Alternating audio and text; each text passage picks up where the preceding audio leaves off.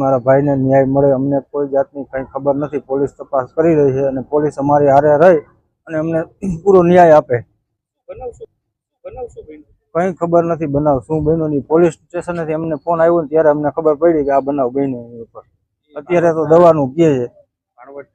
હા, ભાણવર સતાપર નું કઈ ગયા હતા કે મેં સતાપર જાય જામનગર જ રહીએ માધવ 4 માં. ના એ કઈ ખબર નથી અમને. ગ્લાસપાટ ઉદ્યોગ બંગાળના લેવેચ કરે છે. પોલીસ તપાસ કરીને અમને ન્યાય અપાવે. 4 જણા, મારા ભાઈ, ભાભી અને ભત્રીજો.